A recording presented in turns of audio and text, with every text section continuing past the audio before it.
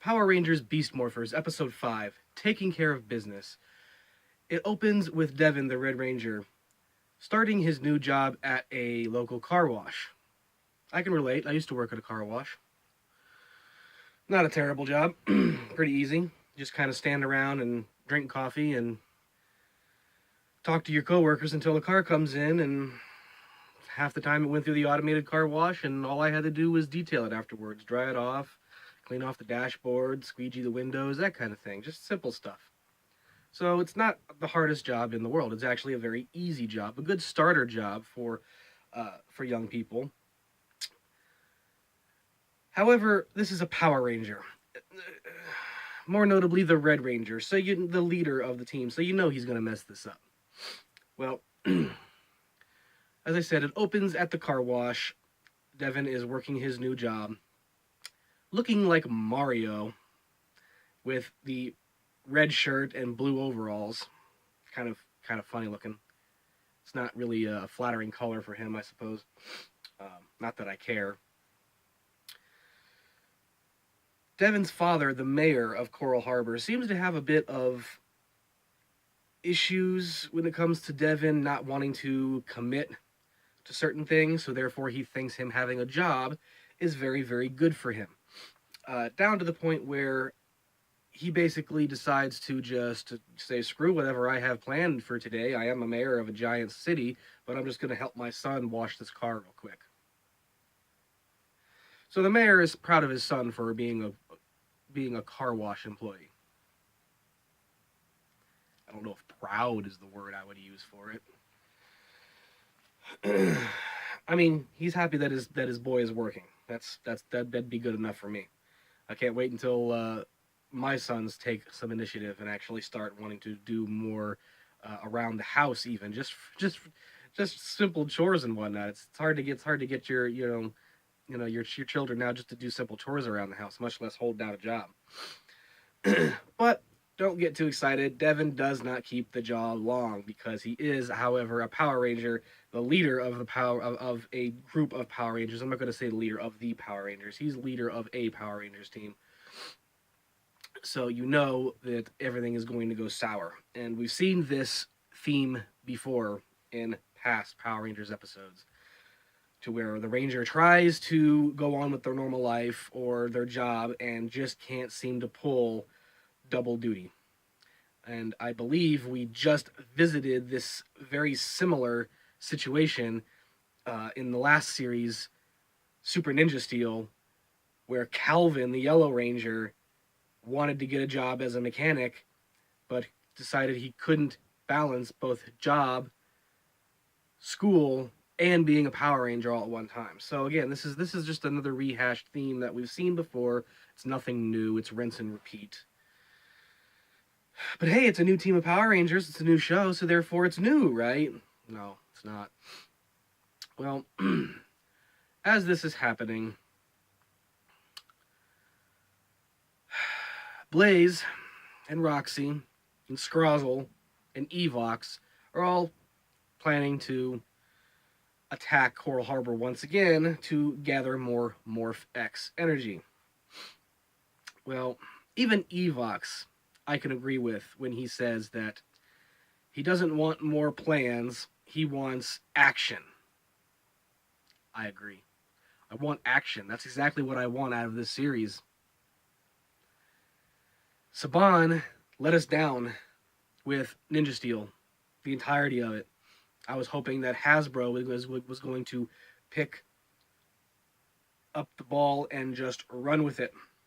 No, they're using the exact same episodes, storylines as every other episode of Power Rangers Ninja Steel did. It's all rinse and repeat.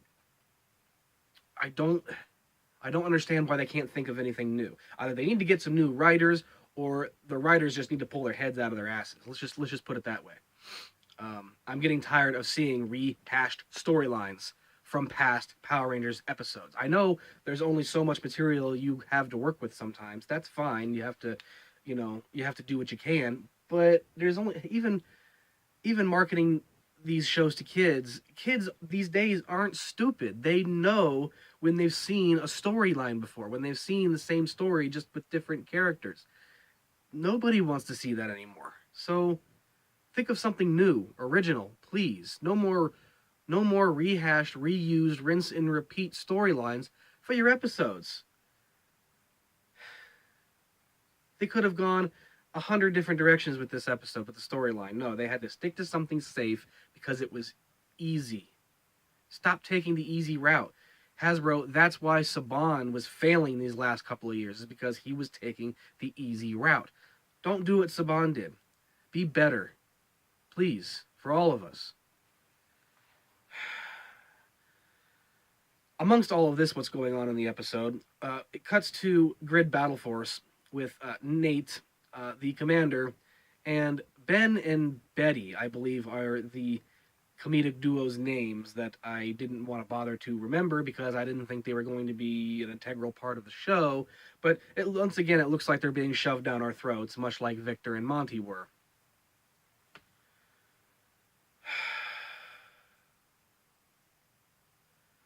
They built a robot using leftover scrap parts from one of the minion bots. They turned him into a dog. Walking around, you could definitely just tell it was just a human walking around in one of the outfits, one of the robot outfits, on all fours, with boots on the hands, and little dog ears, and a tiny little dog tail.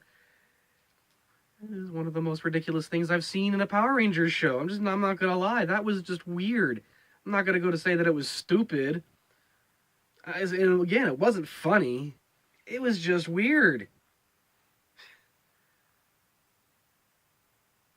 Ben tries to show off all of its little commands, such as sit, play dead, attack. Yeah, attack. He points at a dummy, but of course it doesn't attack the dummy. It wants to attack Ben. So it chases Ben around the science lab for a few seconds. And then that's it for that, for now. Please, thank goodness. Blaze shows up at a construction site and decides to infect a table saw with Evox's virus, which creates Slicertron. Sorry, again, the names of these monsters, they could have been a little bit more inventive with. These names are really lame. Creates Slicertron in hopes that it can cut through a Morphex tower to gather a huge pool of Morphex energy. Well, it does this several times, in fact. How does it get away with it? Well, again, Devin struggling with his job at the car wash. Again, struggling at a car wash to keep his job. Well, his boss is tired of him just running off due to emergencies. Well, again, like I said, we've seen this before. His boss tells Devin that if he runs off again, he'll be fired. So he basically has to stay late and finish a lot of cars that were backed up. Again, that's a little bit strange. I mean, how long are people waiting for their cars to be washed? It's not a tire shop. It's not an auto repair shop where you drop your car off and you sit there or you go home or whatever and wait for it to be done. No, it's a car wash. You're just supposed to roll through, wait in line for a couple of minutes, maybe if that, and then get your car washed. So being backed up on cars to be washed is a little ridiculous because most people won't wait around that long and they'll just drive away and find another car wash. Me, I would just take the car home and wash it by hand myself instead of paying someone else to do it for me because I'm not lazy. But that's fine. If you're in a hurry and it's a nice day and your car's dirty and you want to get it clean, go for it, I guess. But anyway, Devin is looking rather sad that he has so many cars to catch up on when, of course, Robbie and Zoe, the Blue and Yellow Rangers, show up to give him a hand. Well, again, in my experiences, your friends just can't show up at your job and offer to help. They can't actually do work without being paid. So therefore, that was really unbelievable for me. Not immersive whatsoever. That just took me out of the whole thing. I'm like, that's not that would never happen. Again, your friends or family or whoever, your girlfriend can't just show up and offer, hey, can I give you a hand with your work? No, because you don't work here. It just doesn't work that way. So that, again, that was just kind of that was again odd. But the dumb thing is that as they're washing these cars, they take not only do they take their phones out of their pockets and leave their phones laying on a chair in the background, but they take off their data comms too, which is used to communicate with Grid Battle Force and summons their morphers to morph into Rangers. Why they would just leave these sitting around, I have no idea. At least in Mighty Morphin, most of the Rangers would keep their communicator and morpher in like their backpack or something, not just laying out in the open. And of course, what do the villains do? They notice that they've been left out in the open. They show up, and Slicertron actually slices up their phones and datacoms. But of course, that's not a big deal because obviously it's Grid Battle Force. They're a huge, multi-billion-dollar industry apparently that can just make new ones, in a moment's notice. But because they were destroyed and the Rangers were oblivious to any type of communication from Grid Battle Force, the commander shows up at Devin's job as the Rangers are just finishing, oddly enough, and says that we have been trying to get a hold of you guys, but your datacoms are offline. They're not offline, they're destroyed. And proceeds to tell the Rangers that Blaze and Slicertron and a new giant robot is attacking the city and taking all of the Morphex energy from certain towers. Well, of course, they decide to Ranger up and proceed to intercept Blaze on foot. A okay action sequence ensues, I suppose. It was an okay on foot action sequence. Devin, the Red Ranger, versus Blaze, and then Robbie and Roxy, blue and yellow. No, Robbie and Zoe, blue and yellow Ranger, versus Slicertron. It was entertaining enough. There was a scene where the Slicertron fires a projectile saw blade, and one of the Rangers dodges, and yet a little girl out of nowhere just runs right into the battle, and here comes the saw blade coming straight at her. Of course, it doesn't hit. Devin uses his super speed to get her out of the way, and Devin's father, the mayor of Coral Harbor, he seems to get caught up in the Ranger battle. He doesn't really get caught up, more just like he showed up and sees them fighting, and he just watches them fight. Pretty much it. Well,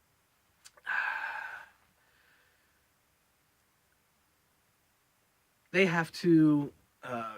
Robbie and Zoe end up defeating the Slicertron on foot, while Devin has to get in his Zord, and battle the giant mech that's attacking the tower. Well, it uses a shield of some sort to... I'm supposing it was some kind of energy field that disabled Devin's Zord's operating systems, where they had to reboot. So he was basically... his systems were down for a couple of minutes, while the monster is just simultaneously siphoning Morphex energy from the tower and firing missiles at Devin simultaneously all at once, which is actually pretty threatening and pretty impressive. If only all of the monsters, the villains, were able to be that smart. And this is just a robot. So, hooray for algorithms and calculations, I guess. The commander from Grid Battle Force decides to send... oh man, what are their names? I want to say their Japanese names so bad. The buddy droids, the robot companions. Again, their names are escaping me real quick. It's because the last couple episodes they haven't been featured, so I'm not hearing their names often enough to memorize them 100%. But I'm just going to say Gorosaki and Usada. I'm just going to go ahead and say their Japanese names. The blue and yellow buddy droids, robot companions. They are sent into battle to pilot their Zords on their own without their pilots. Of course, they say that's not a problem. Of course, they can do it. That's what they were programmed for. So they come in, they try to help Devin, but their projectiles can't get through the monster's force field. They get pushed back by missile fire. Um, and that is when Devin finally gets the systems rebooted and decides to throw his sword at the energy shield. It sticks in the energy shield, and then he runs up full speed in his Zord and jumps, grabs the sword, and then shoves it through the field, penetrating, impaling the giant robot, which was actually kind of a cool scene. I actually enjoyed that. That was pretty cool. Um, but not until not before the giant robot was able to impale the Red Ranger's Zord with his saw blade, which again, it's nice to see the Zords actually taking some real physical damage, and aside from just CG explosions and sparks and whatnot. So again, very very well detailed. I enjoyed that a lot. Good battle, and at the very end,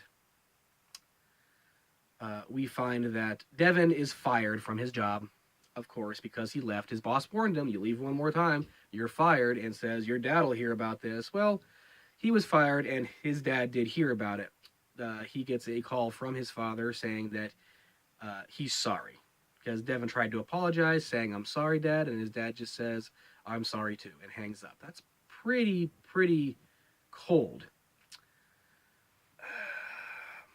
But literally, just a few seconds later, Devin goes to sit down at the Recreation Club Juice Bar uh, with Robbie and Zoe and says he's back to square one with his dad.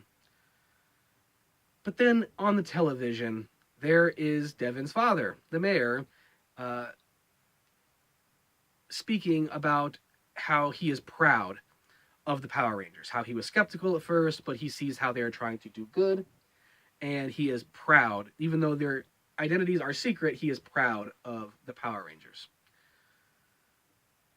That's no consolation because he doesn't know who, like, I don't know how that would make Devin feel better, but of course it makes him feel better. He smiled. Ooh. It's like, but your dad doesn't know you're the Red Ranger. But again, that doesn't make much sense because the mayor is allowing Grid Battle Force to be in their city, to do all these things to the city, yet and even the mayor isn't allowed to know the secret identity of the Power Rangers. But then again, Commissioner Gordon ran Gotham, and he never knew who Batman really was. So I mean, I guess better safe than sorry, I suppose. And then, of course, at the very end, we have a shot at the Grid Battle Force with the Rangers, Nate, the commander, and Ben and Betty, who are still experimenting with the robot technology that they are scavenging from Evox and their battles. And again, just a stupid scene to where I guess Ben and Betty were playing with one of the giant arms, giant hands from one of the robots that they scavenged, and Betty ends up getting thrown up into the air, and of course Ben catches her, which is very, very unrealistic considering how high up she was and how fast she was falling. I don't care who you are, unless you're super, super strong, which Ben obviously isn't.